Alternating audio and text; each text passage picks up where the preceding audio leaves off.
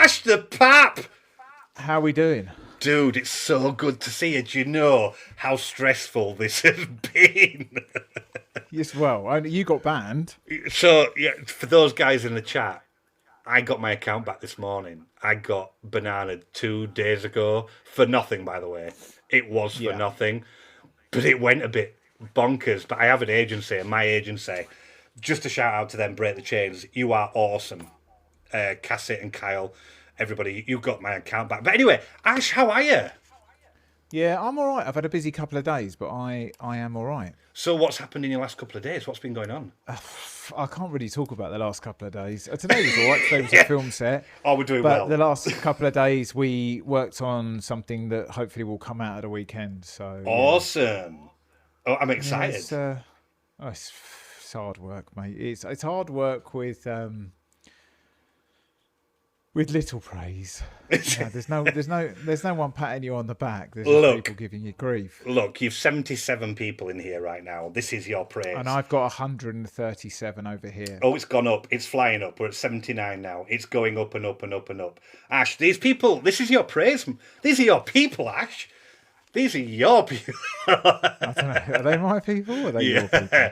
So, let's have a chat. Let's find out about you. You came on TikTok, and I think I was one of the first people you ever spoke to when you came on here. I think maybe I was a couple of days into hitting Oh, the were magic you? button. Yeah, maybe like two days in. Right.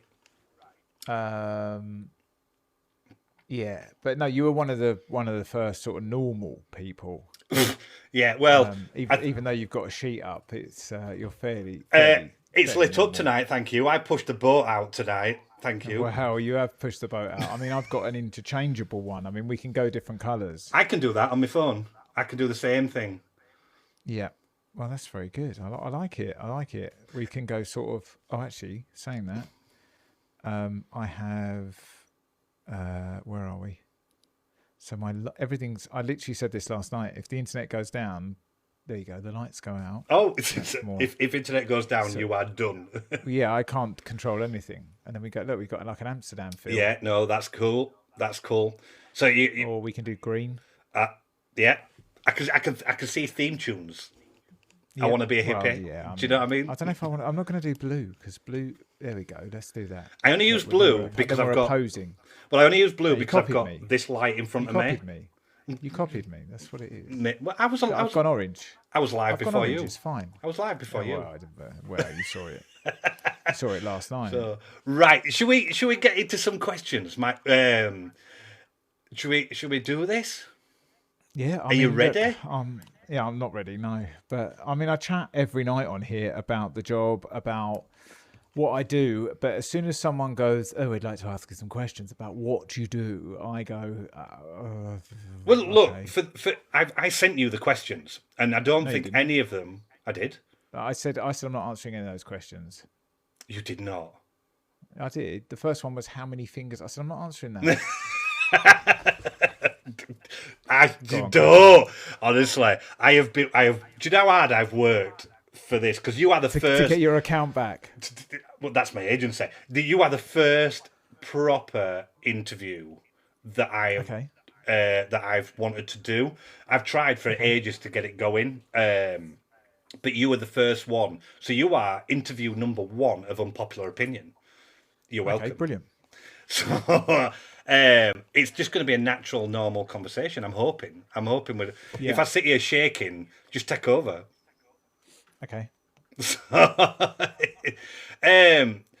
So let's go back. Let's go back to Ash.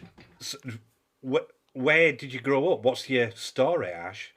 Let's go back to quickly. We'll quickly go through your schools and where you went. And did you know that you were going to head in the direction that you're in? No. Next question. No, so I grew up in Southend. I went to I won't name the schools, but I went to a Roman Catholic primary school. Amazing. Where we all worshipped a non-existent person. And then I went to a normal secondary school. I was bullied throughout primary school, throughout secondary school, through wow. college as well. Well, just a bit of back history, and then I spent like, well, I did a couple of years. I did performing arts. That's what I wanted to do. I wanted to be an actor. Yeah. So I did performing arts after when I left college. Well, at college I did performing arts. This is going to be very disjointed and all over the place. Just go for it. Like, well, we're here to listen to you, dude. I did performing arts, and that's what I wanted to do. I wanted to be an actor. And then probably when I was about 16 or 17, I realised that there was no money in being an actor unless you were incredibly lucky or very, very, very, very good. And I didn't feel that I was going to be either. Yeah. So I met a guy who was doing all the technical side of theatre. And I was like, this is really cool. And he was like, well, you can do this on your course. And I was like, can I? He's like, yes. I was like, right, I'll do that. So I started learning the technical side of theatre and ended up being a light and sound technician until, I don't know, about 22. That's amazing. I did set design and stage management at college. Oh, really? Yeah. Okay. I was going to go to Blackpool and Fylde University and be part of the team that redesigned Blackpool Tower. And actually what happened was I ended up buying a computer, so I couldn't afford to go because I bought it on finance. So I couldn't afford the digs as well as the computer, and the computer at the time was more important to me than going to college. Hindsight is obviously a very wonderful thing, but yeah, that's what I was going to do. Fair enough. Yeah, so that's basically what I did, and then I don't know. I got lost for a few years. I moved back in at my mum's house, and I spent my early 20s scrolling the internet and playing computer games, and I didn't really have a purpose. And then I ended up fixing cars. I don't know how this came about, but I ended up fixing cars and working at Quick Fit. Okay. I worked for a glazing company for a bit, for maybe a couple of years, and then was sorting out their vans, and then from there I sort of had a bit of I enjoyed sort of fiddling with cars and not doing a lot of work really. I sort of was my own boss. So that ended up taking me into Quick Fit, which I did until I had a partner at the time, and she became unwell, so I had to give it up to look after my son. And the rest is history. I didn't really know what to do, and I wanted to do something with a camera, and I needed something I could do that was self-employed. And wow. I've sort of skipped about a load of shit, but we can circle. It's fine. We can. Yeah, fine. So then I watched a 7-part series on YouTube called Paparazzi Next Generation, and I thought that looks like fun. And 15 years later, here we are. So literally, you've gone to my question next, which was what first drew you to photography. So the need to do something. Yeah, the need to do something. A friend of mine was doing like boudoir photography. That's probably the best way of explaining it for TikTok. For this, right? Okay. Yeah, no, like so he wasn't doing it for TikTok, but like this was like 15 years ago. But he was doing this sort of young girls. He was a youngish guy. He was photographing them in various states of undress. Anyway, I saw what he was doing and the way he was doing it, and he was quite busy with it. And I was like, I'd like to do something with camera. I'd used his camera, and we used to go to car shows, obviously being in with the cars. And I used his camera, and then we had a joint friend who was having pictures done for like a I don't know what it was for. Must be like a show reel sort of thing, like a portfolio. So I came on that shoot with him, and I was like, being the absolute maniac that I am, I was like, I could do that better than him. But actually, I didn't really enjoy doing the whole portfolio nudie pictures. So I thought, well, I can do this, and I'll get a studio, and I'll get a studio, I'll get a shop, and I'll turn it into a photography studio, and I'll take pictures of someone's nan and a wedding and a dog and passport photos, and that's how I make a living. And I went to the bank and I said, "Oh, good afternoon. Here's my business plan." that I've copied and pasted from someone else and course. changed a few words. Can I have 10 grand? And they went, absolutely not, go away. Yeah. So that's when I ended up sort of going back home, scrolling the internet, and then dropping on this 7-part series, and that's what got me hooked, really, because I went out and just had a go, and on the third night got a picture, and that made the back page of the Sun, and I was then proper hooked. Wow. So that leads me to my question about the first paparazzi shoot style that you did. So that first night for that shot, talk me It through. wasn't first night. So first night I went out and I downloaded every app that I could find that had something to do with celebrity. Okay. Because I believed that those apps, Hello, OK, Heat, Closer, all those magazine apps would have clues as to where celebrities would hang out, because they would only go to places that celebrities would go. They all go to the same place, right? And it was about as useful as a chocolate teapot. And I realised that at the end of night 1. So night 2, I went out and just Googled nightclubs and went to different nightclubs and was like, all right, mate, how you doing? Got anyone famous in tonight? Yeah. We got that. Obviously, they didn't tell me. And then ended up going to Cavendish number 5, which was a bar at the time. I don't know if it's still there. And I was like, hello, mate. I'm a photographer. Have you got anyone in tonight, like famous? And he went, no. But if you go to Whiskey Mist, they've always got people there on a Sunday night, because I did Friday, Saturday, Sunday. Yeah. And I was like, right, okay. So next night I come out, went to Whiskey Mist, stood there for hours and hours and hours. Sarah Jane Crawford, who was a Radio 1 DJ, went in, and I lost my mind and didn't know what to do. I was like, running around like headless chicken. Starstruck. Yeah, and then another PAP turned up and was standing next to me and chatting absolute crap. I don't even know if he's still alive. He was an old boy. He had war stories coming out of his ears, but it was absolutely useless as a photographer. But he did clock Avram Grant walking out this casino that was opposite. He started shooting it. I shot it as well. Wow. And obviously, because I had competition, I was focused. Got the picture, made the back page of the Sun, and like I say, the rest is history. I then found about a week later Towie. Okay. And I shot Towie for like 5 years because there was so much money in it. Really? Yeah. Oh God, Christ, yeah. It was like a cash cow. You were like taking up money home in a wheelbarrow. Yeah. Yeah, I love that. Yeah, pretty much. Like we would have, so there was I don't know, maybe 6 magazines. So we'd have 30 pictures in a week in the magazines, and every one would be a minimum of £200. Wow. That's just in the magazines. So it was unreal. So going back to your first photo, that first night that you took that photo that went at the back of the paper, what did you get for that? A couple of £100 wasn't it's not a lot of money, special. but you've been doing it a couple of nights and it's not worked, and then all of a sudden this old block turns up, and then you've got a couple of £100. That's incredible. Was that like an addictive payment? What was the addicting side of it? There must have been something that...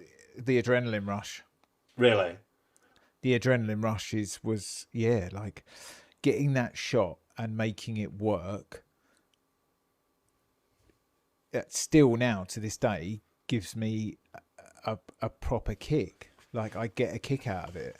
Yeah, no, well, yeah, 100%. When I put it all together, because I was having this conversation with someone else today. You know, the general public think that we just rock up, take a picture, leave, and somewhere in between there, half of the general public think I'm the scum of the earth for doing it. Yeah.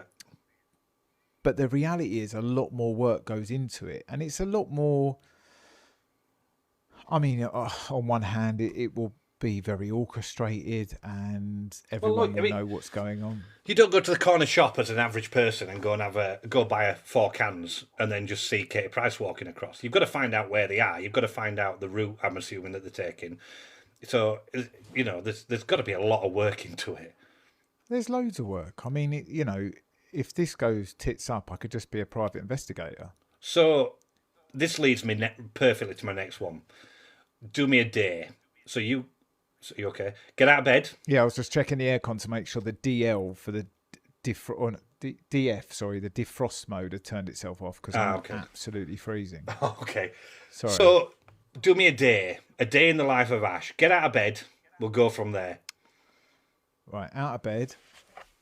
We've only been in there 4 hours because we've spent all night up scrolling the internet trying to find today's job.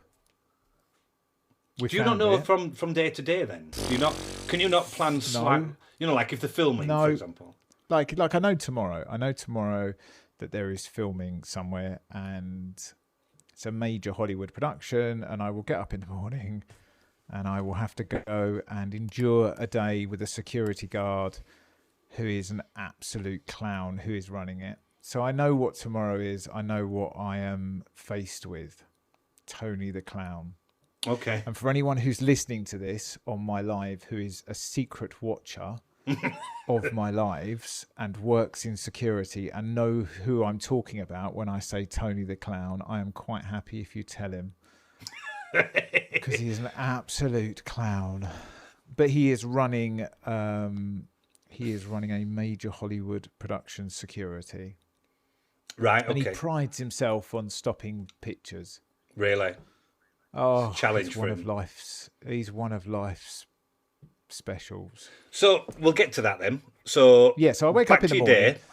Forget the film set because that's pretty standard. Average day. You know, like I will have a rough idea at maybe 1 a.m, midnight, of what I'm doing the next day, of where I'm going to go. So I may have a tip that someone is going somewhere.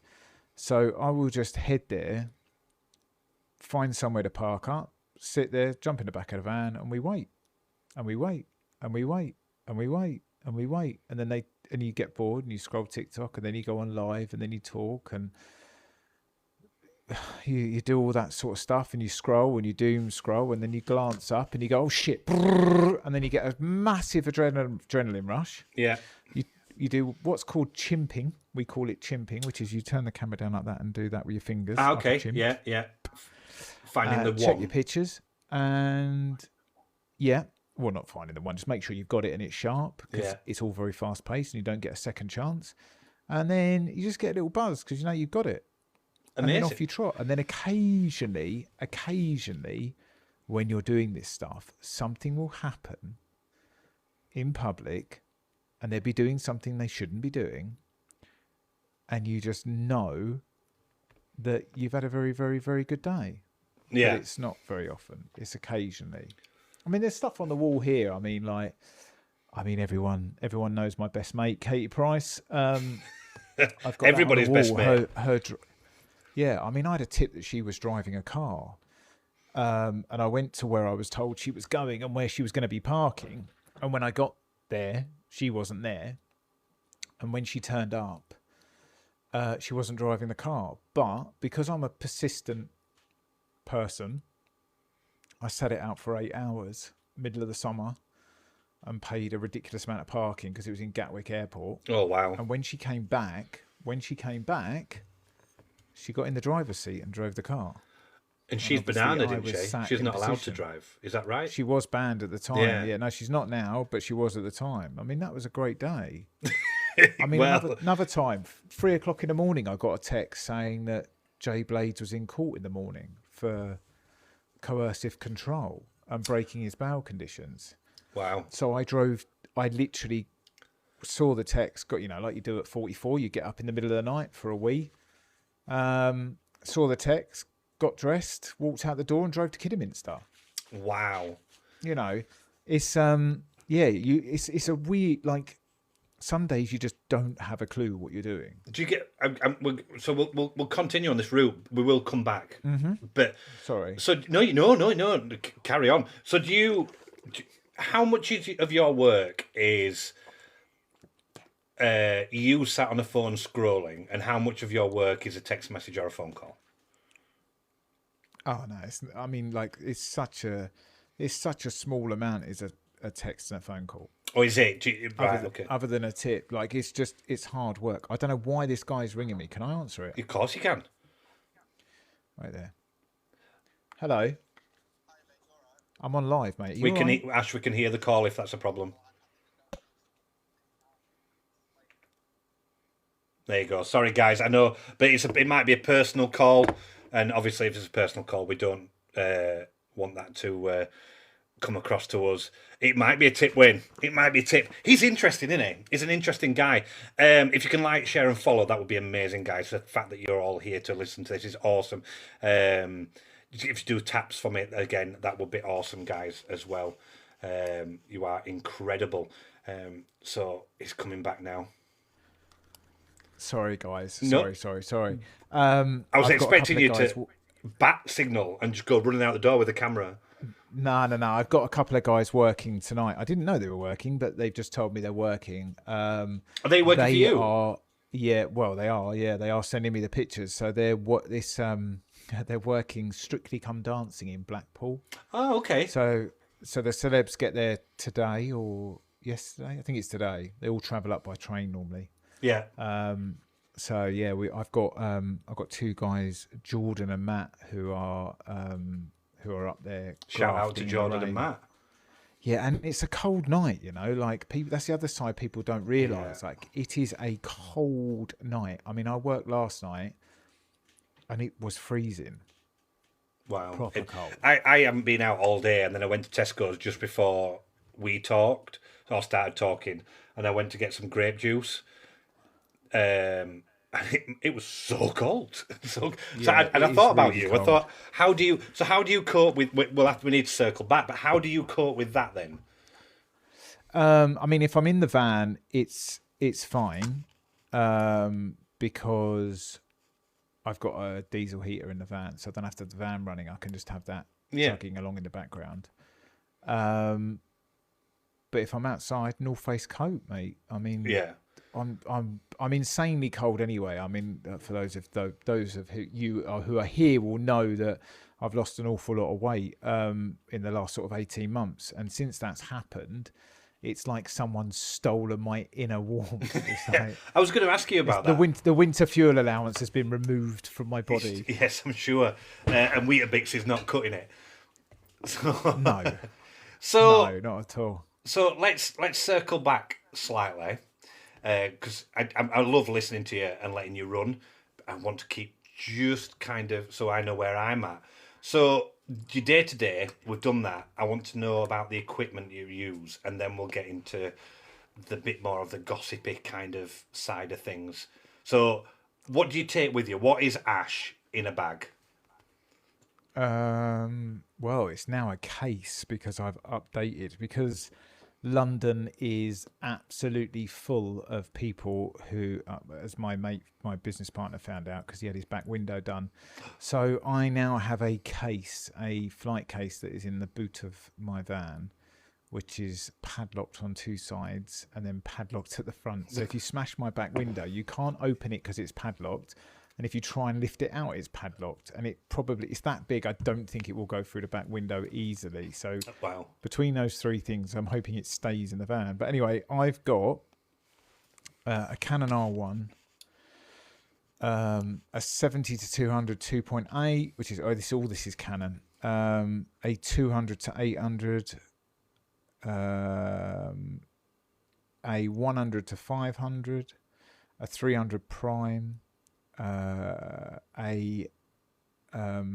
24 to 70 f2, a 50 mil 1.8, a 17 to 40, a now I know why you drive EL5, an EL5 flash gun. What else have I got?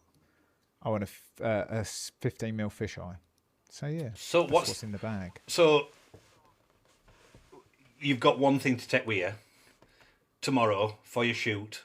What is that thing? Yeah, 1 to 500. That's your go-to. I shoot day to day as on a 1 to 500, and then 70 to 2 or a 300 is if it's dark normally, just because they're 2.8s and you can shoot at night with them.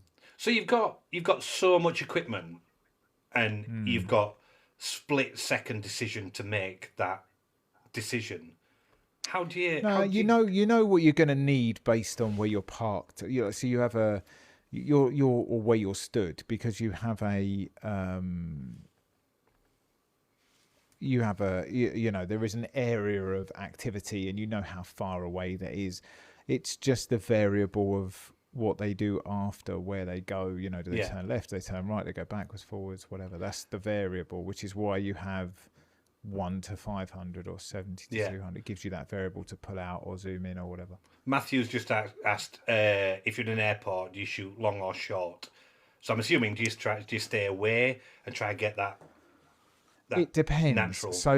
So what I've been doing is, as a rule, up until you've gone. I would go to the airport and shoot on a 70-200. Okay. I've gone. No, you went for a second there. I would go and shoot. Oh, okay. What did I glitch? It lagged. Whatever they call it. I'll keep an eye on that. But okay. Fine, carry on. Okay, fine. So normally when I would have gone to the airport, I would have shot on a long. But because of this whole I'm a celeb thing and TikTok, and I know that it gets so much, there's so much interest in it. I've been using a short, and then I've got a bracket and a two-phone ash. I've got 2 iPhone 16s. Well, you've got to have a burner. You've got to have a burner. You never know what's going to happen. I stick the phone on the top of the camera while it's on live, and we film it and we do the live. So we get the followers from the live.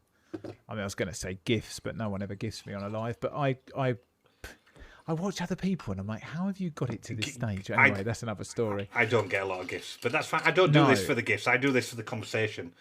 I do it because I find I think as the follower, I'll be honest, as I find the follower count goes up, I think there is a financial reward somewhere within it.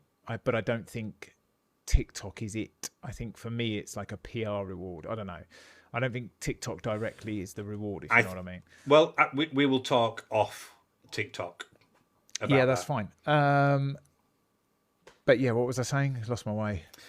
So airport, long, short. Yes, so airport short, because then I can go live. I get the followers off the live, and then I can download the live over the next 45 minutes to an hour, because it takes forever. It's so long, doesn't it? It's so bad. And then I can edit that live and then put it up. So then I'll get the views off of that, and then because I'm on the Creator Fund, maybe a couple of quid. Yeah. But as I found out during the last lot, I got 3.5 million views, but they were spread over 7 or 8 videos. So where if it had been 3 million views on one video, it would have been profitable. Where they're split over 6 or 7, it's hard work, isn't it? So so just jumping backwards slightly. Yeah. Do you work alone? Part of a team? You mentioned you've got the 2 boys out there. You said you've got a business partner.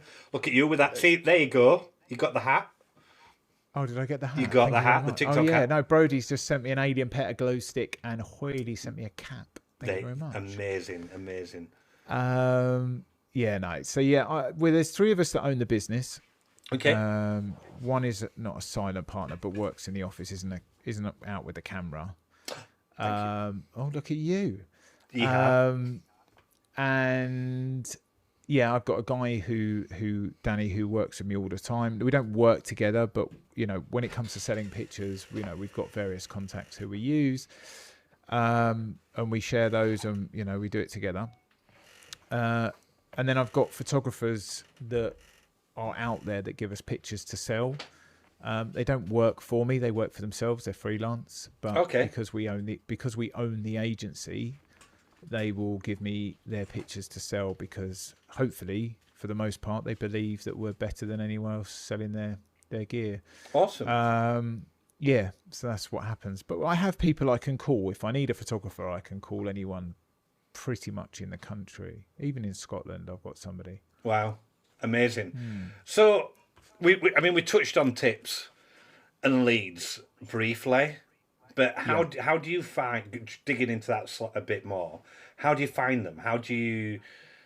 Do people have your phone number? Do they contact you? Do you go fishing? Do you slip them a little tenner? Do you know what I mean? Yeah, I mean, we've done the various things over the years, but it's something that we have built up over 15 years, like a bank of tippers, whether it be film, whether it be a bar, whether it be, whatever. We've restaurants. We've just got these tippers over the years, and they're rewarded for their efforts, if you know what I mean.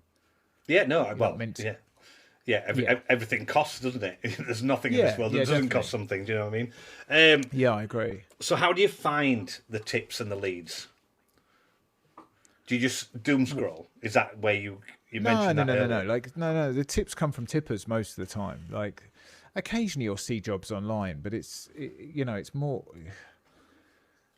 like if you wanted to start the job tomorrow, you could go on Instagram, TikTok, whatever, and you could find those celebs and you could study their social media and you could work out where they're going to be, what they're going to do, within maybe a few hours, and you could go there and get pictures. But these people are also prolific on Instagram.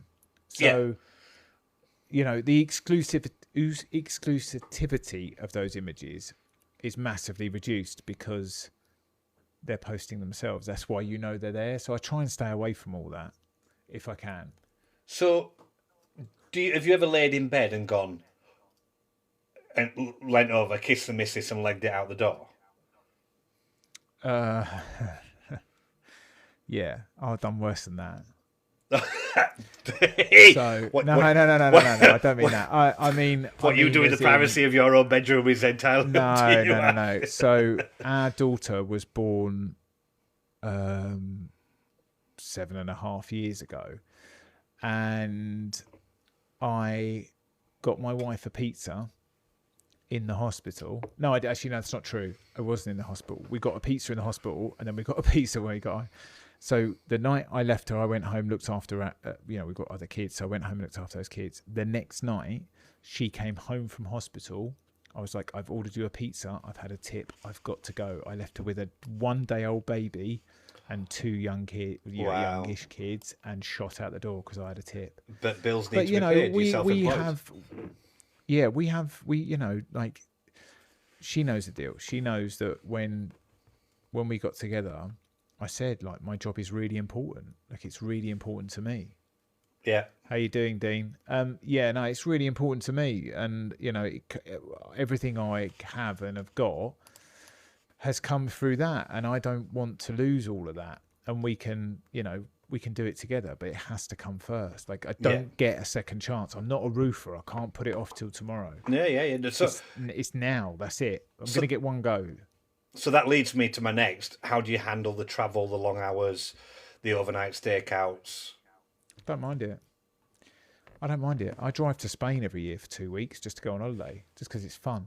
Get in the car. I drive for a living. For those that don't know, I'm a bus driver in my normal job, so I drive for a living. I enjoy driving. It's a nice thing to do. It's relaxing for me.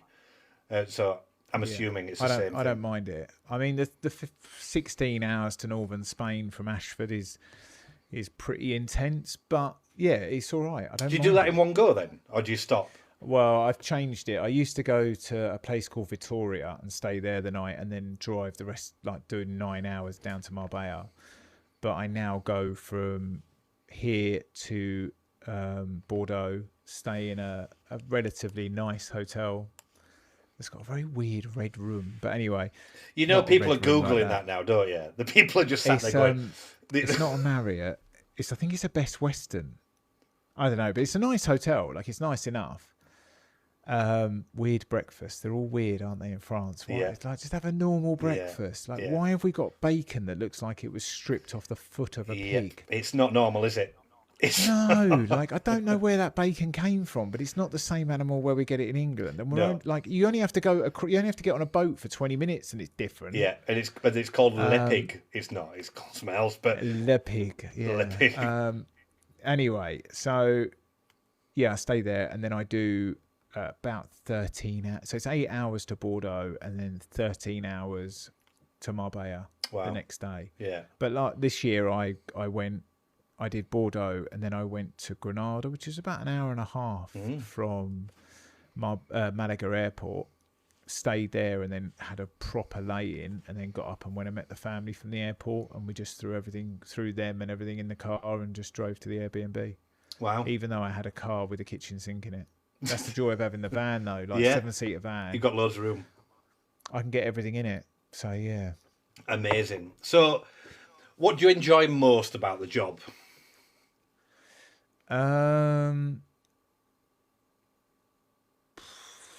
loads of little bits, but the people that I do get to work with, which I'm not going to mention names, but the people that I get to work with are really cool, and they have some amazing access.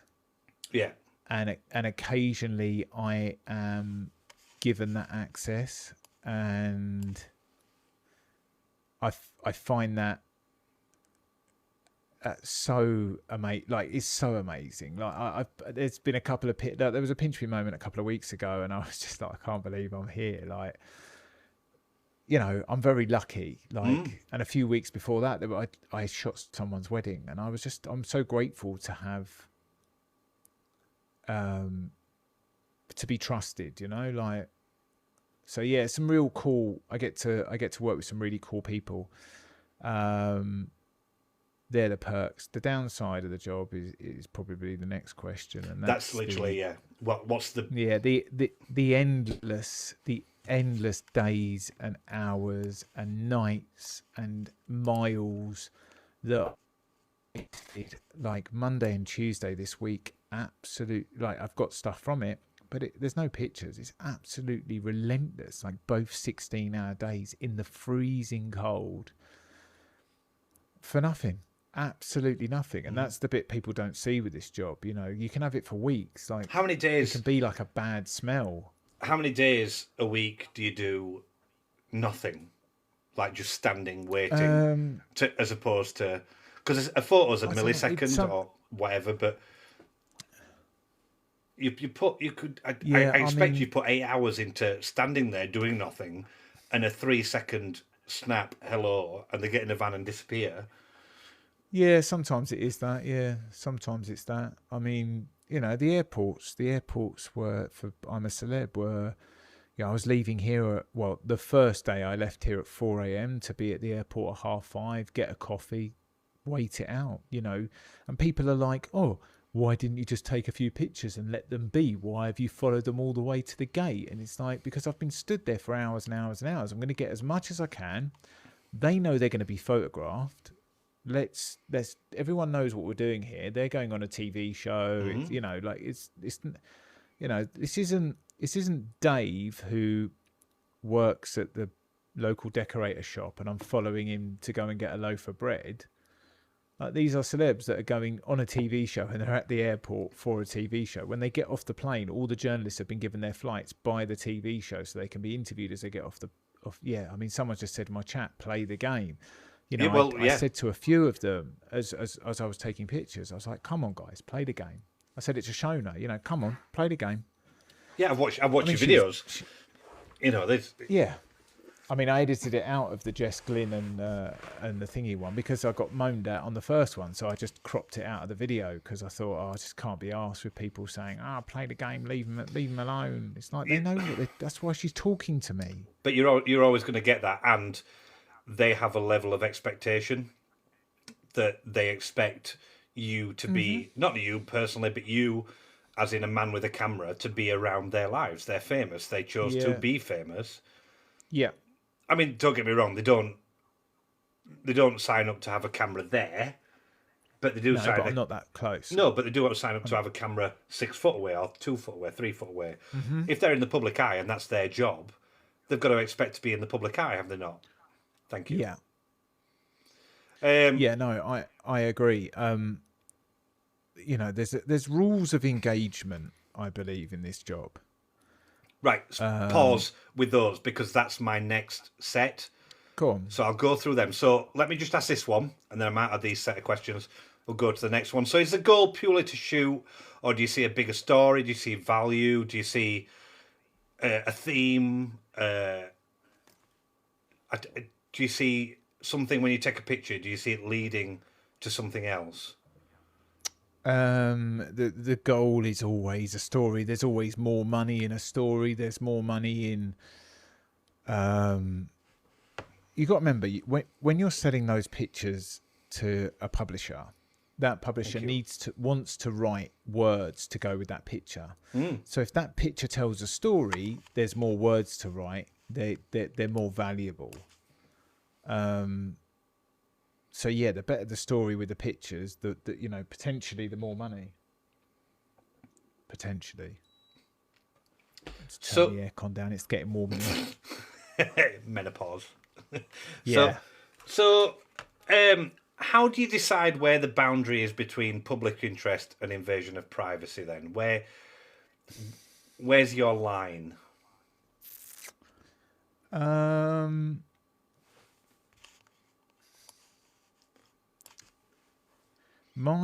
My opinion on invasion of privacy. If you're in a public place, Mm-hmm.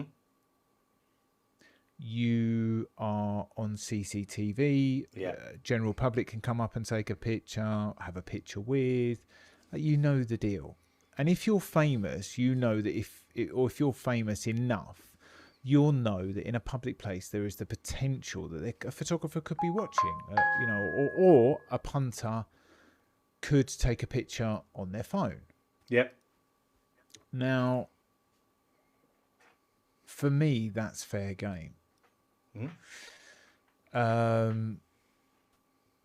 think just being a celebrity signs you up to being in the public eye. I don't know. Listen, yes and no. Like, so I have this thing, right, that if someone comes up to me, if I'm out in the, if I'm out and standing out or whatever, shooting somebody, and someone comes up and goes like, "Oh, fuck it, no, not today," and they're really polite. And I'm not saying they have to be polite. There would be haters in the room that will say, "Well, why do they have to be polite? You're taking a picture of them." But I just mean as like the rules of engagement of being a nice person, which is essentially what they will be asking me, is to be a nice person. Yeah. Be a nice person first. So if someone comes up and they're polite, I'll be polite back. If someone comes up and goes, "Fuck, like not today, please, I don't like, can we just leave this?" Yeah, okay, that's fine. Next time, though, we'll do pictures, right? Yeah, fine. Next time's all right. And sometimes that turns into a working relationship because that was my next question. If that was my daughter or my son, sometimes it doesn't. But then when they say ask you next time, you go no, and you go, well, you know why? Like I'm not stupid. Like, we know why. But yeah, if that was my daughter or my son and they asked somebody, I would like to think that person would give them a second, would listen to what they were asking. So I always give people that, I want for my kids what I would give to someone else. So yeah, I would always, if people are having a conversation, as for people doing things they shouldn't be doing, whether that be something that's illegal, we won't necessarily say what, but I'm sure people can work it out, or whatever, then if you're in public and you're famous, you're stupid, and arrogant. Well, yeah, there's a cost to it, isn't there? There's yeah, well, you're stupid, you're arrogant, and in my eyes, you're asking for it, because if it's not me, it'd be some like. I've often said to people, if you do things, do them in the privacy of a room with a closed door. Don't do it in a public place and then wonder why you've been caught. Not by me, but it could be anyone. Yeah. I mean, I know celebs who have been strung up by club CCTV. So a bit of a personal story to this. So my daughter had the big C many years ago. Mm-hmm. She's very well now. She kicked it in the bucket and she did fine. She did really well. But we were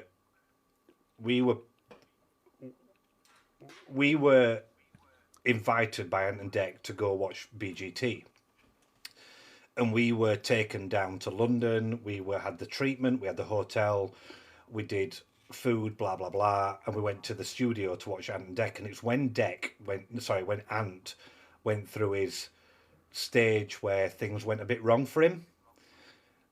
I have videos and photos of Ant doing what he was doing, that he was accused of, that he admitted to, and the crutches. And because they did what they did for my daughter, I was loyal. Never met them up to that point, but I was loyal to not release them. I could have made a fortune out of that. You know, all Yeah. it took was a phone call. But there is a line. There is a line that I Yeah, I think. mean, I got asked to photograph all that. I got asked to shoot him leaving his home and going to rehab. Wow. Um, and I didn't do any of it because he was going into rehab, and I thought there was somebody who did do it, but I thought he deserved enough time to get clean. It's that chance, isn't it? You've got that chance. Yeah. Listen, he fucked up and he crashed a car and he got caught and he lost his license, and it Yeah. was very embarrassing for him, and that was the turning point for him. I actually spoke to his driver. I mean, he's had the same driver. They both have the same driver, and they've had him for many, many, many years. And I said to him, "Do me a favor when you see him, just tell him he's smashing it one day at a time." But the driver didn't really understand, didn't follow a 12-step program, didn't really get it. But I went to Australia 2 years ago. I was very lucky. I got one-on-one time with both of them. Deck, nice enough guy. Bit Lovely. moody to start with, Yeah. but he loosened up afterwards. Obviously, I've got a camera in my hand. He had his kids with him. I was like, listen, mate, I wasn't there. And genuinely, I know I was in Australia. I know I was on the other side of the world. And I know I was in a town that was an hour from the I'm a Celeb hotel. But I genuinely didn't know they stay there. So everyone at the moment will know who I'm talking about. But Sydney Sweeney was filming a film. And the day before, they'd been on the beach about a quarter of a mile up the road from where Ant and Dec stay. So I'd gone there to try and get pictures because I would rather photograph Sydney Sweeney than Anna Dick. Yeah, well, the I'm a Celeb lot was still in the jungle. They hadn't come out yet. Okay. So I was like, I'm a bit of a loose end, so I'm going to go and have a look at that. So I drove up there to shoot it. There was nothing there. Came back, and as I came back through this little town, there was a pie shop. Not pie and mash, but just a pie shop. And I was like, oh, might be a chance to taste like crocodile or kangaroo. Let's go in there and see what pies they've got. And this is a steak pie, like a round pie. So honestly, best pie I've ever eaten in my life. And I was stood out about 5 o'clock in the afternoon eating this pie. And there was like, not a Sainsbury's or Tesco, but it's like their version of it. I can't remember what it's called. But their sort of shop. I'm stood there with this pie on top of the car, and I glanced round, and Ant was walking out the shop, and I was like, Wow. oh shit. So I grabbed the camera and shot him, and he was really moody, and I was like, whoa, hold up, like just chill out. Like, I know you're really angry, but I swear to you, I'm not here for you. Explained what, and he was like, oh yeah, there was a film set there yesterday. And I was like, yeah. And I was like, anyway, we're part of the same fellowship. Explained, and he mellowed out. He told me where he went for meetings when he was there. Like, the security was like, what the fuck's going on here? But because we both went to meetings, he spoke and talked. And yeah, he was really cool. Really nice guy. That's really, amazing. really nice guy. He fucked up. They were awesome for us on a personal level. They were incredible. If it helps, Stephen Mulhern refused to speak to us.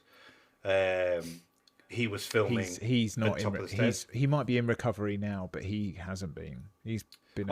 I'm talking head for many years. I'm talking a lot of years ago, and he refused. We asked if we could. Well, my daughter asked if she could meet him, and he refused to meet her. Simon Cowell, Amanda Holden, and David Walliams. It was in those 3 days. They all refused to meet my daughter. But however, just to make that slightly better, we weren't there for them. We were there for Ant and Dec. We were invited by Ant and Dec. They were just there, and they had their own people that they were going to go meet. So it was fine for me personally. It was fine for my daughter. She was mortified, but she didn't get that is that world. Like, Stephen Mulhern was rehearsing his filming, his side of it. So he was busy, and Simon Cowell and Amanda Holden and David Walliams, they were doing what they were doing.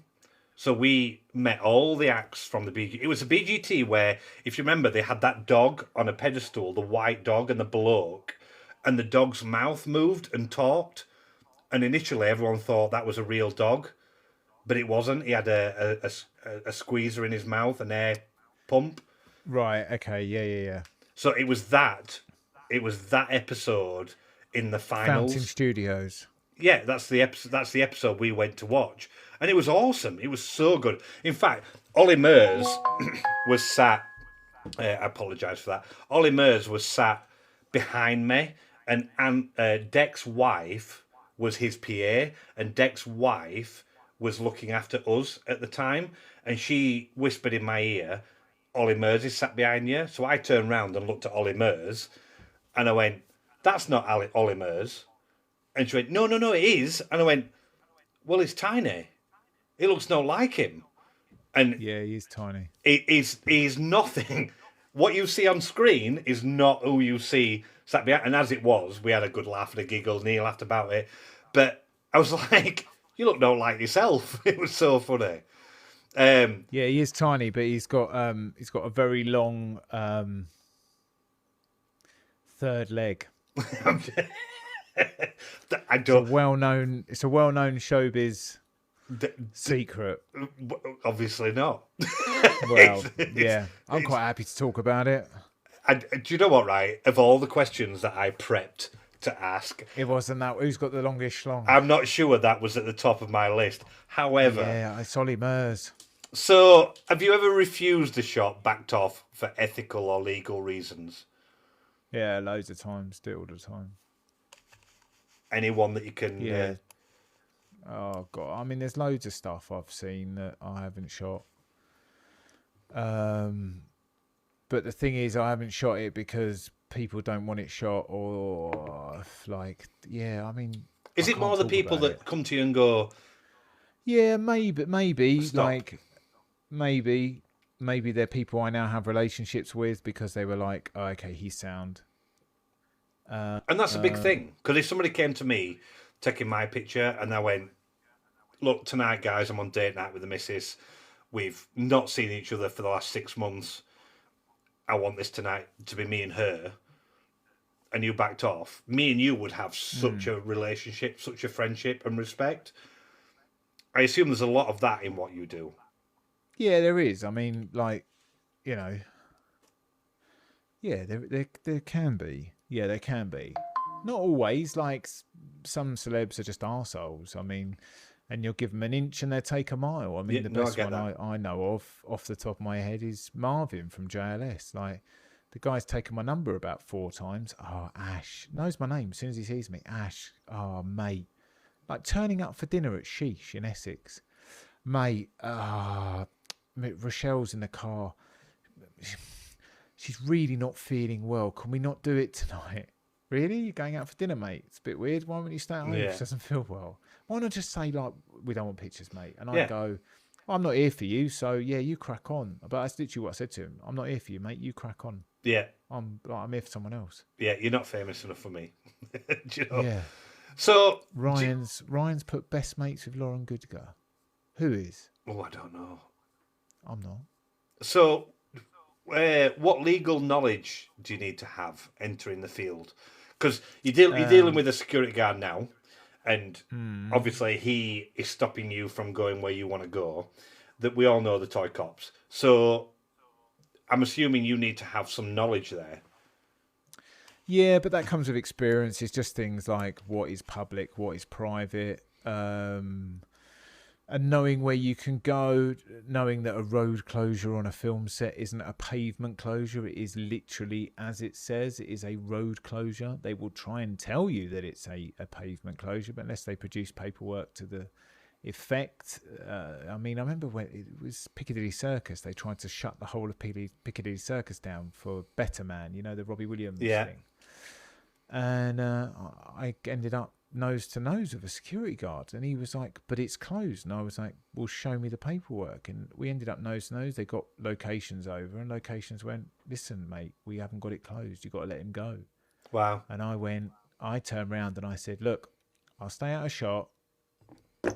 You let me shoot my pictures. So I stood behind the camera. And so I I'm assuming the thing. Common sense prevails then. 9 times out of 10. I mean, I've always said it's a game. With that sort of stuff, it's a game. You turn up. There's a bit of, I've got these cards, you've got those cards, backwards and forwards for 5 minutes, and then they realise that their hand's shit. And, you know, twice I've turned up in the last 15 years, and they've actually had a pavement closure, and I've gone, all right, fair enough. Yeah.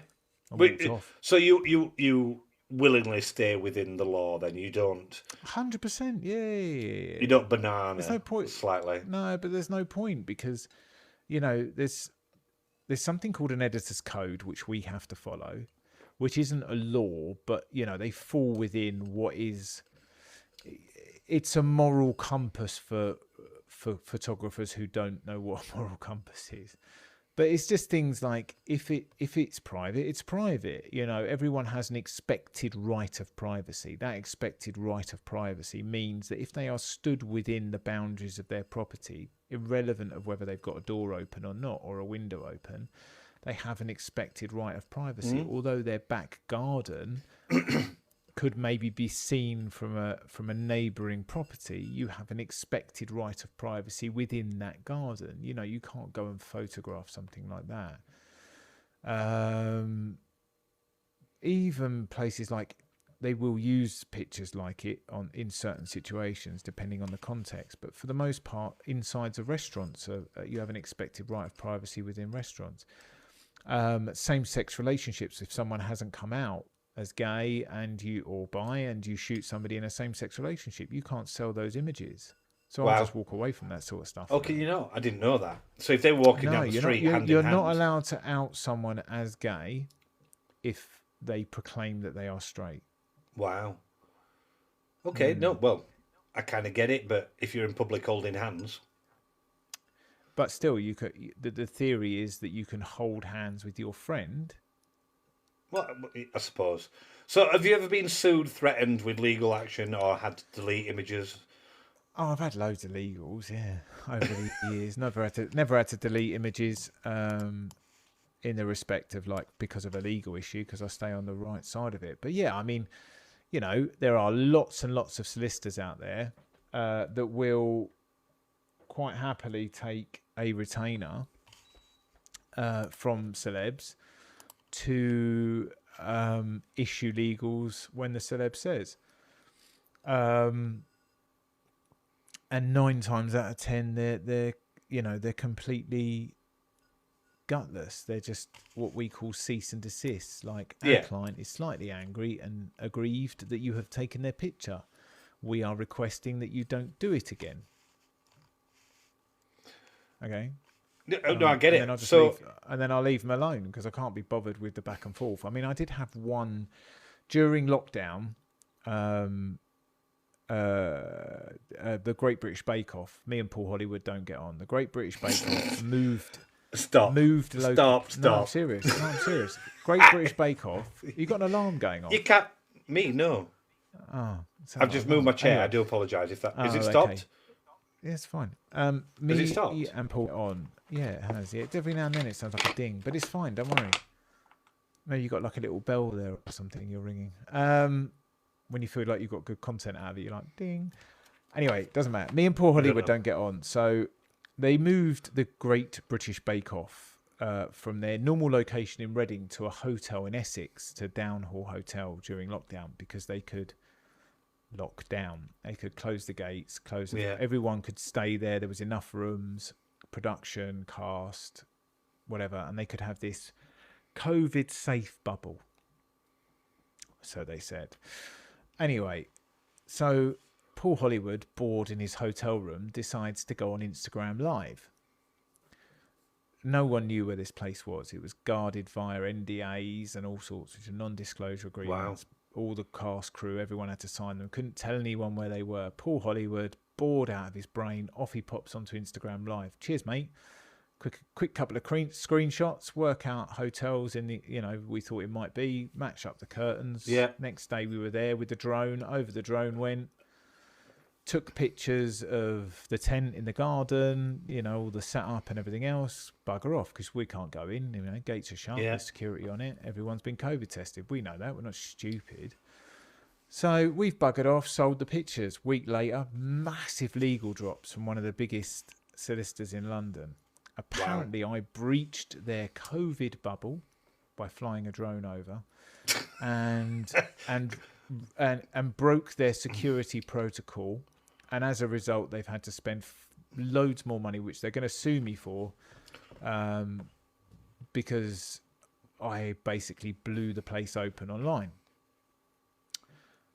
I ignored it. And then they said I had to take the pictures down. I had to sign them over copyright of the images, and I wasn't allowed to sell them again. So I just left them where they were and ignored the letter. Anyway, about a week went by with more letters, ignored them again. This woman rang me who'd been sending me the letters. Incensed, absolutely incensed. She was just like, well, are you going to reply to my letter? No, I'm not. Well, why aren't you going to reply to it? Well, because you're not my mum. And I don't agree with what you're saying. So what I'm saying to you by ignoring it is touche. If you honestly believe I have done all of those things in that letter, take me to court. And she went, what? I said, take me to court. I dare you. I've been doing this, it was 10 years. I've been doing this 10 years. Take me to court. See what happens. Let's see who is right.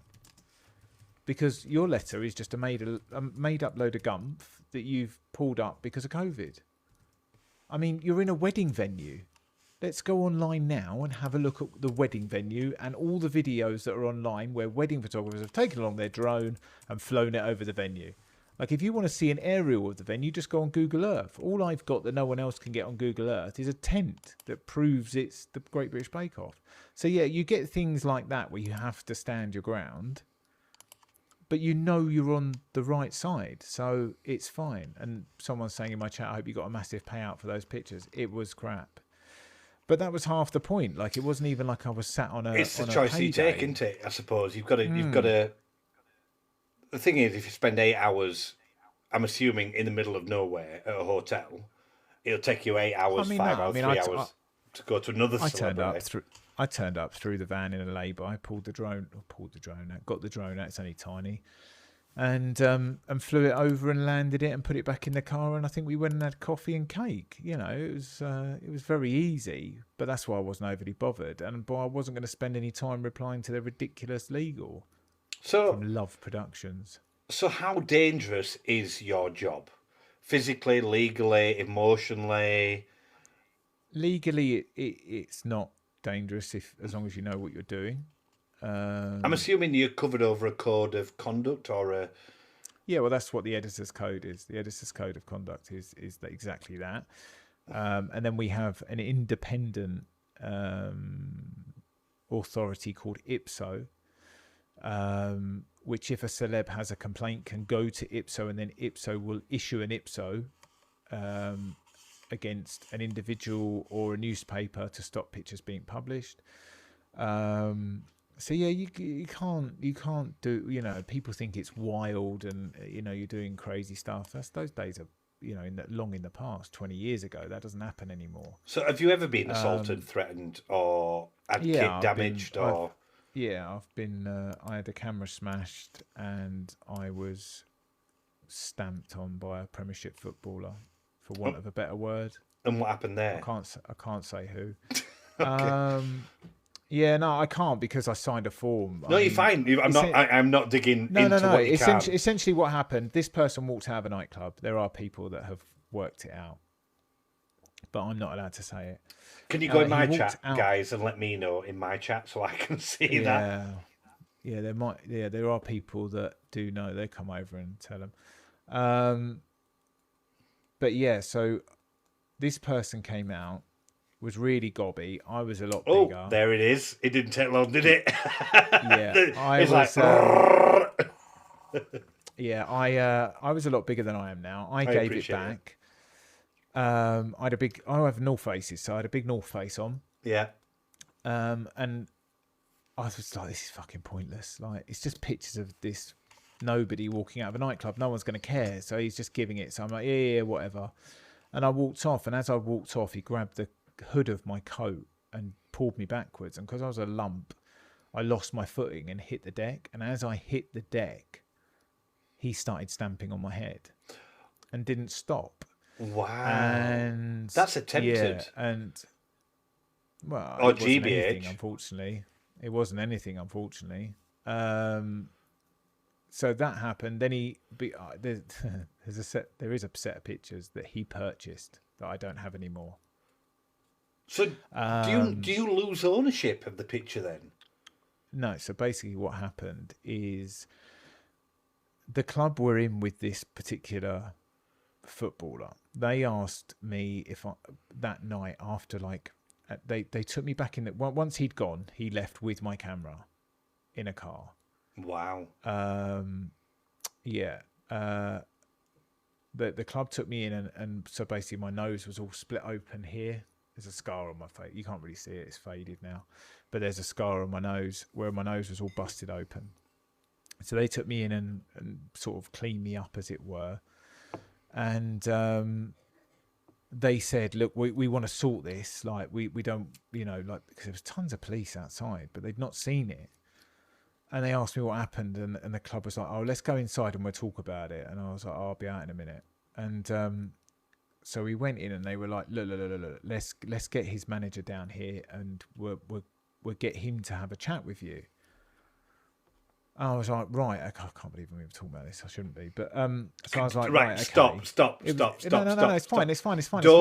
Don't say anything. I am a friend interviewing a friend, and I want to talk to you. But do not. No, it's fine. Say anything that get you in trouble. It's fine. I will talk about it as much as I can. I've got other questions. If it's a problem, okay. No, it's fine. So this manager said, people want to know. So this manager said to me, this club owner said, we'll get the manager down here. So this was on a Saturday night, let's say. On the Monday, the manager turns up. And I'll be quite honest. I went in and I said, I'll be straight up. I said, I want 10 grand for my camera because you smashed the camera. And I want 40 grand for the pictures. And he kept asking over and over and over again, what do I get for that? What do I get? And he'd get up and he'd go to the toilet and he'd come back and he'd go, right, sorry, just so I'm clear, what are we doing? And I'd have to repeat myself all over again. And I was so nervous. I genuinely thought I was going to get jumped. I genuinely thought that I was inside that club and the doors were going to go and people were going to come in and I was going to get bundled into a back of a van, taken to a field and dropped. I didn't know what was going to happen. Like I was honestly so on edge, but went in so adamant to get this money. Anyway, he said, okay. So I'd said, I'll be straight up. I said, look, pay me the money. I'll do nothing. I won't go to the old bill. Your client walks away. I've got a camera. The pictures don't get sold. Everyone's happy. Okay, fine. Meet me at solicitors on Thursday. We'll have all the paperwork drawn up. Come there, sign it. We'll have the money paid to you. I was like, okay, fine. So I went and I took a solicitor. I didn't take a solicitor. My other half's brother, the girl I was seeing at the time, he was a paralegal, so I took him with me. Fuck me. In this room, they had like an ex-copper, an ex-barrister, all lined up on this table. And they stuck on the table a fucking dictaphone, and they played back me saying over and over, if you pay me the money, I won't go to the old bill. Over and over. And he went, we're going to do you for blackmail. We're going to take you to court and we're going to sue you for blackmail. Wow. They came after you. Yeah, I went, hold up. Your client stamped on my head. Yeah. I'm asking for you to pay me for the pictures and for the camera that you've handed me back in a plastic bag in bits. That's all I'm doing, I'm asking for that. And I don't sell the pictures. And you're saying that I'm doing you for blackmail. And he went, they basically turned around and said, you need to sell us the pictures now and the copyright for £1, or we're going to do you for blackmail. And I genuinely didn't know what to do. Now, right now, if that happened now, I would turn around and go, I fucking dare you. Yeah. I'm going to walk out this room and I'm going to put those pictures on TikTok because that's what I wanted to do from the very beginning. And you stopped me. You asked me to come up with an option other than fucking you over. And I gave you it. Wow. That's what he asked me. The question essentially was, what do you want to not fuck my client over? what do you want for my client not to receive what is legally due to him? And I went, I want that. That's not blackmail. Now I realise that. Now what I should have done is when they called the meeting, I should have gone in and gone, right, just to let you know, the bids are at 40 grand for those pictures. If you want to put a bid in, it's going to be 50 grand. If not, when we leave here, I'm selling the pictures. But it's entirely up to you. You're welcome to live bid now, and I can go and make some calls. That's what I should have done. But lesson learned, you know, to buy the pictures. You don't know unless you do it. And no, I should have done it through the agency because I didn't have my own agency then. I should have done it through the agency that I was with. They were pictures of me on the floor having my head stamped in for anyone who's asking. Because there was another PAP there and he shot the pictures. So there's pictures of me. Luckily, you can't see it was me, which is why I was quite happy to sell them. But, you know, essentially it was me on the floor and him stamping on my head. Wow. So is that your most... Sorry, go on. It's the only time. It's the only time I've received any sort of abuse. So let's lighten the mood slightly, because that's bonkers. And I hope you're okay. By the way, I'm fine. I try not to. I'm a lot better now, but I try not to stand outside at night and be on my own, because I'm aware that actually it's more dangerous now than it was then. And that night, I had no idea that was going to happen, like none at all. And it proper affected me for years and years. You know, I don't really talk about it, but yeah, it really affected me for years and years and years. It was really, really horrible. And I bet it still affects you every now and again. Yeah, it's a thing, you know. Like, it was 10 years ago.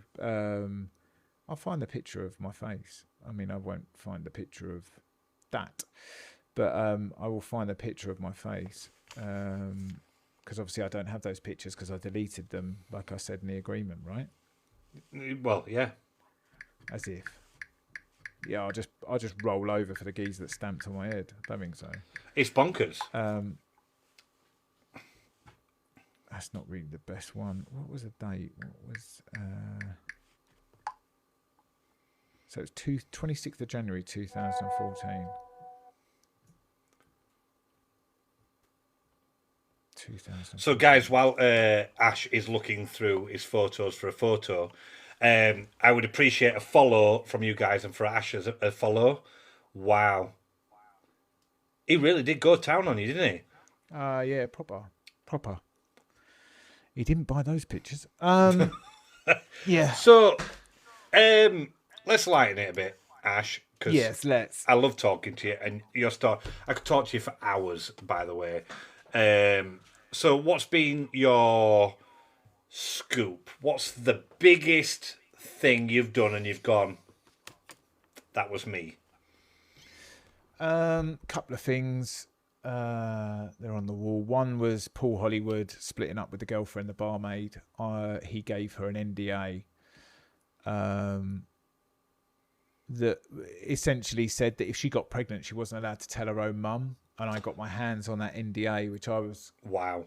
I was lucky to be given that. I had a random phone call and was like, I've got this. So yeah, that was a good week or so of work. And it pissed him off and I hate it. I get the feeling that Paul Hollywood isn't actually... If I shoot him now, he comes flying out. Like, if he's anywhere, if he knows it's me. So, like, last time I shot him, he was landing his helicopter at his house, right? So the rules about... I'm just landing my helicopter, it's fine. Yeah, Ash, yeah. It's a thing. So the rules about public space, right? So in his garden, it's private. Yeah. So when he takes off, as soon as that helicopter leaves the ground and goes above the tree line of his house, he's in what's called G-rated airspace, which anyone can fly in as long as you're within the rules. But it's essentially a public area. So even though he's hovering above his garden, he's in a public area. Wow. So I shot him coming into land in his back garden. And he come round, he flies in, in a little Robinson R44. Comes in, I shoot him. He's got an instructor with him because he's still learning. Yeah. 2 years he's owned this helicopter. He's got his own helicopter and he still hasn't passed his test. Might be able to bake a bread roll, but he cannot pass his test. Anyway, He's coming anyway. He's seen me on the road because I parked the van. I knew you can see it on the. You can follow him like on a aircraft map.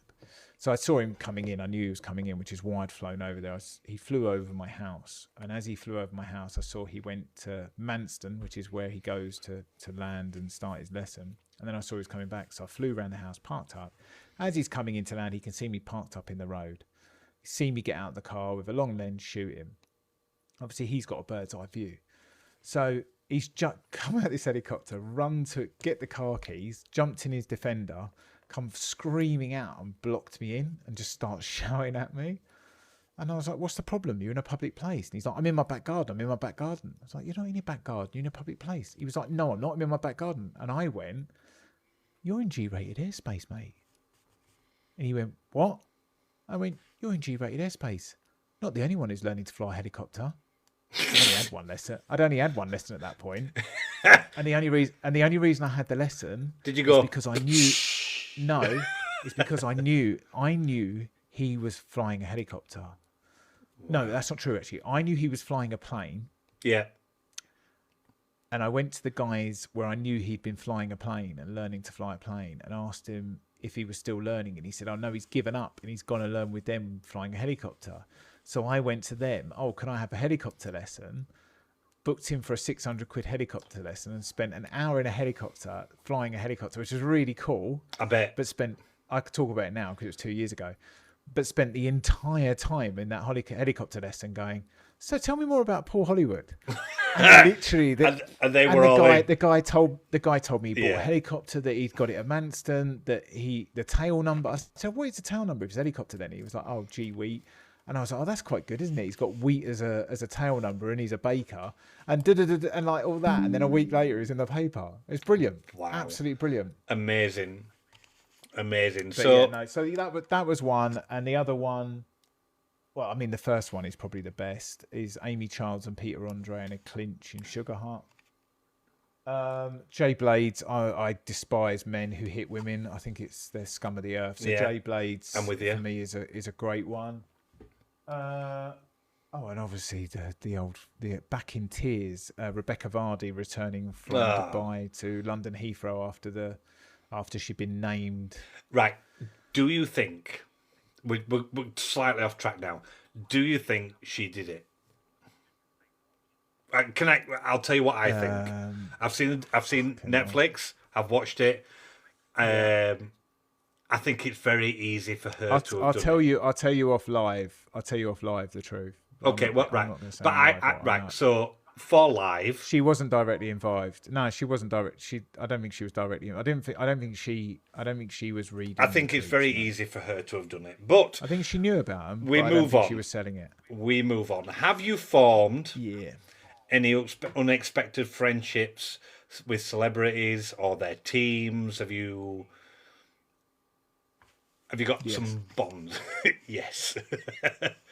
Yeah, I won't talk about them because it's I can't. The problem is it's fine. Have you ever thought I'm trusted? That's perfect. Is that not what your job is? It should be trusted. Yeah, I mean, I think I'm watched on here by certain people, certain celebs, and certain members. I kind of think you should be. I do. Yeah, but to see if I talk about that, to see if I can be trusted, and I can be trusted, and I'm not going to talk about that. Talk about people that don't work with me, but yeah. Which is how I mean. I have 843 in my life now. I don't know how many you've got, but how many you got? 844 now. It's just gone up one. Behave. You've got 844. I'll send you a screenshot. Hang on. Let me check it. Okay, fair enough. There we go. Yeah, take a picture. No, I've got 223. You're smashing me on this one. Do you know what? Don't even turn up, Ash. Wow. I've 844. Okay. Well, I mean, I've 75,000 likes.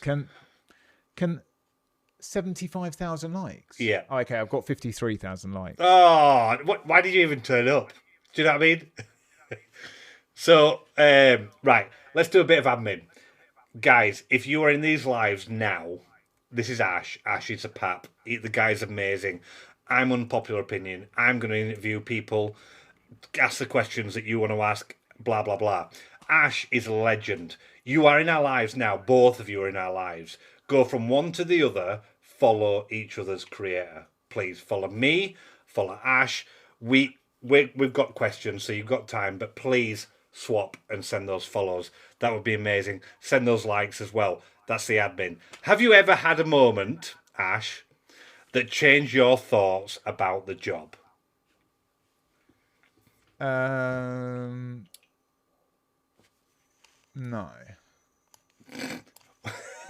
Easy. Sorry. No, that's fine. Yeah, easy. Would you recommend it? So if I said to you, if I rang you or text you or whatever, and when I want to do what you do, would you say to me, all in, go for it? Yeah, if you want to graft. If you don't mind being out for 15, 16 hours a day and getting nothing and going home with your tail between your legs on the premise that one day you're going to hit it big, then yeah, you've got to really, really, really work for it though. I get that. Yeah, anyone can do it. You're a lying little bastard, aren't you? So, you're telling me. Rochelle Claire 152 is asking. Is she one of the 30 that are in your room? 850 now. Do you have any Katie? Yeah. Hang on, let me do. Do you have any Katie Price stories? I'm going to send a screenshot. Well, I'm going to copy it and I'll send it afterwards. Tony, I'll get to those questions. I'm done with Katie Price. We don't talk. People are asking that because it's rage baiting me. Okay, leave it. Yeah, I'm not here for that. I'm really not. Fine. I tell you what, I am going to have to wrap this at 9:30, or I'm going to be in the mix. Perfect. Right. Well, let's move to the last section. Okay.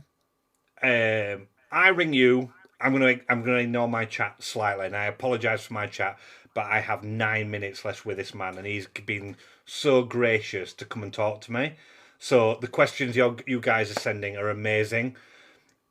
Ash is live on TikTok regular, so pause your questions, send them direct to Ash, send him a follow. The guy's amazing. So, we'll do this. I ring you now. I want to become a paparazzi. I want to do what you do.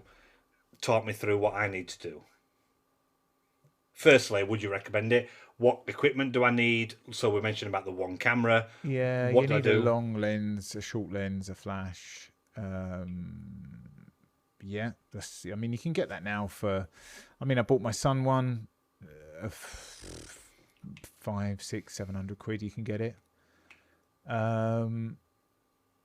Yeah, you know, you don't need a lot of money, and that's it. You can go out. You need a phone, need a car. You don't even have to have a car. Have you ever been starstruck? Yeah, a few times. Who's the one? Ed Sheeran, I think, is like. Wow. He's a proper G. It's from down my road. Literally, if I drove from here to his house, 15, 20 minutes, I'd be at his front door. You're from Framlingham, are you? Well, I'm from near. How do I say it without being? It's down road, near Todmorden. Right. Okay. Fine. Suffolk boy. Yeah. It's. Yeah, him. Yeah, I mean, probably Angelina Jolie. Like, we had a proper conversation. Like, some weird situations. Sat in a KFC with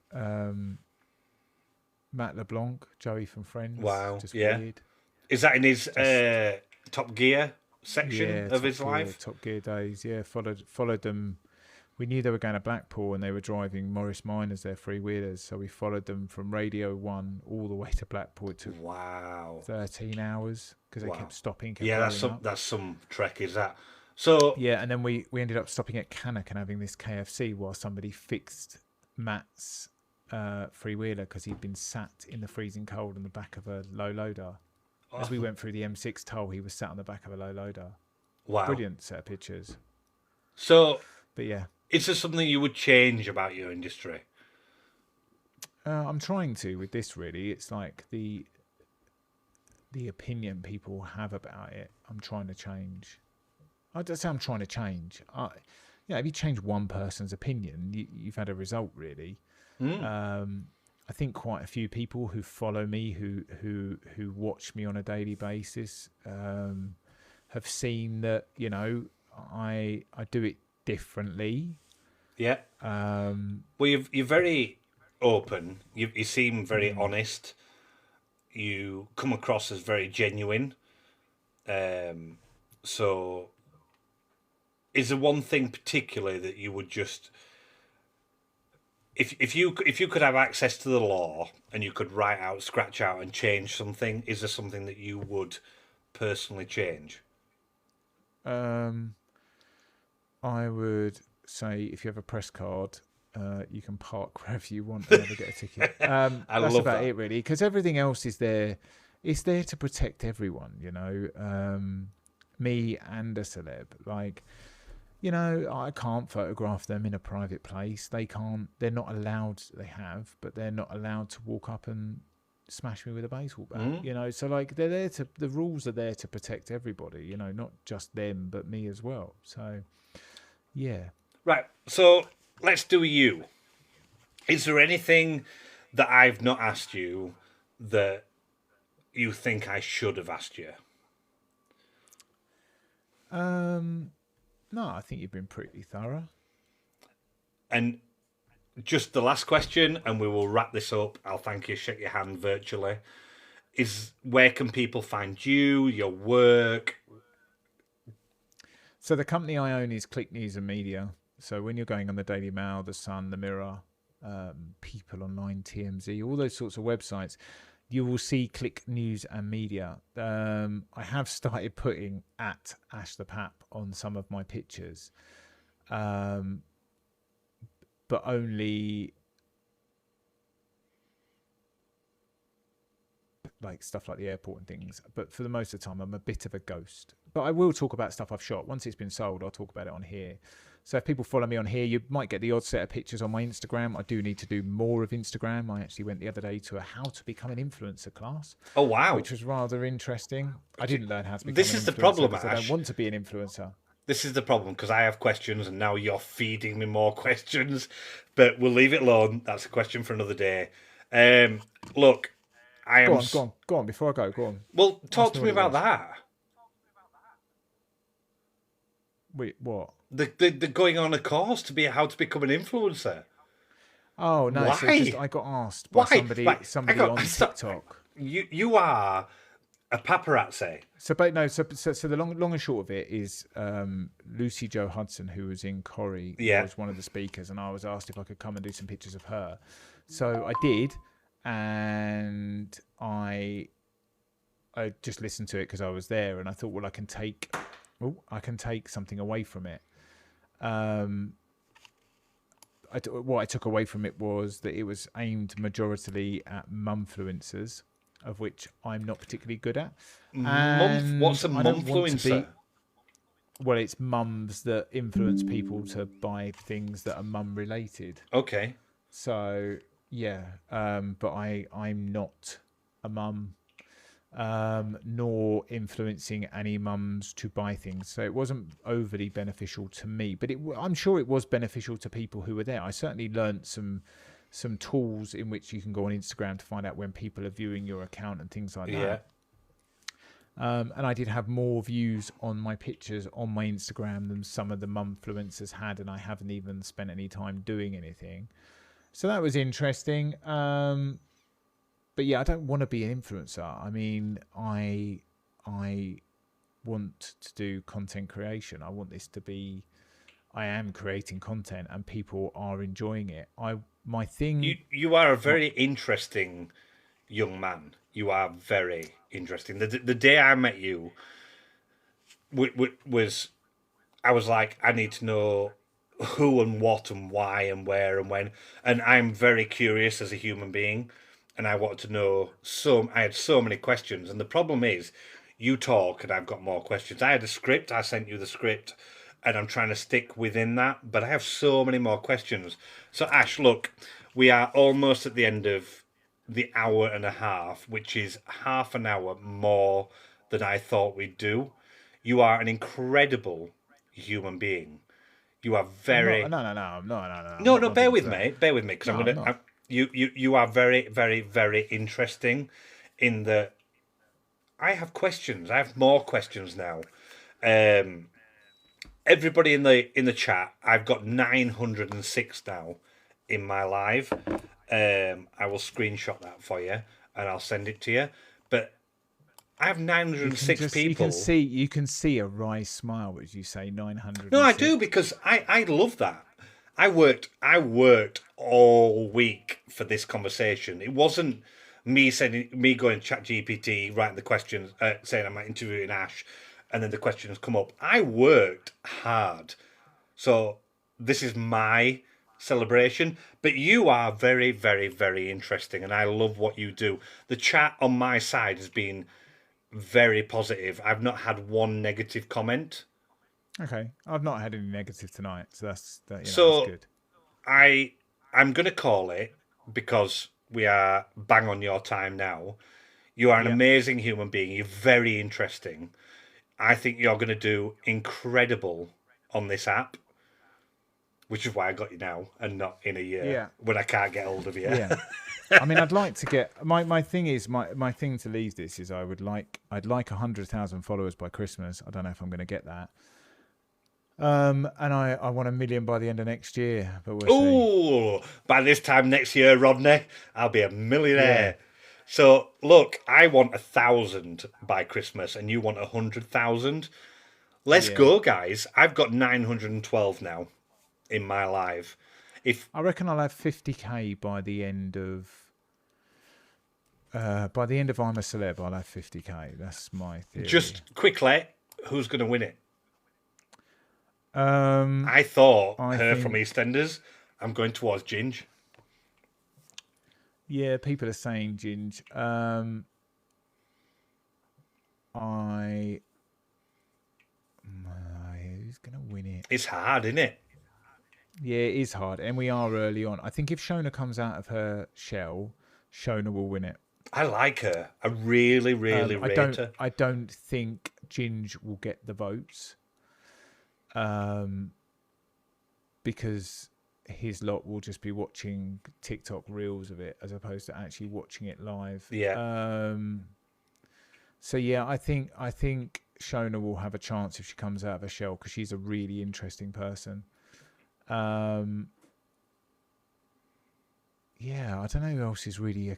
I think H maybe as well. I think H has got a chance. So do you believe? Sorry, because you need to go, and I get that. And if you want to just say no, don't answer it. It's fine. But do you believe that the rumor that Ginge only came on because he said H would come on with him? No. Do you think they're an individual request? Yeah. H is for the kids who like rap. And Ginge is for there's always an influencer in there, and there's like you've had loads of other rappers in there, like the one that's I think was it Tinchy Strider was in there. There's been people who have been in there that are rappers, so he's not the first pop star that's gone in. Wow. Yeah. Yeah. So yeah. But yeah, anyway, I'm going to love you. Ash, you are amazing. My wife has cooked me dinner. No, you're fine. Thank you very much for giving me your time. We've gone 33 minutes over the time. You're amazing, dude. Guys, in my chat, 932 of you send Ash a follow. Jump across now. You have 10 seconds before he goes. Send in that follow. Ash, I appreciate you, dude. Take care. Cheers, Peace mate. out. Thank you very much. Amazing. Cheers, mate. He's going to do it. There he is. So Ash is gone. Awesome. What a chat. I really like that, man. Really like Ash. He's such a nice bloke. So I genuinely, I wasn't taking the mick. I worked so hard for that interview. So I would love to know. I don't know what I've just done. I would love to know how you thought that went, because we're heading in that direction if we can with our interviews. Next week I've got The Thing, UFO Hunter. He's looking for the aliens, the signals. Really interesting dude. Ash is awesome. We tapped out at 942 in my live. That's incredible, guys. Incredible. I'd love you all to send me a follow. There's a chest up there. Please open that and spend those coins. Thank you very much. Just be kind, taking the top spot. I can't even talk. Do you know what, right? I'm going to go for a wee because I've needed one for about an hour and a half. Give me just a minute and then I'll be back. 1 minute.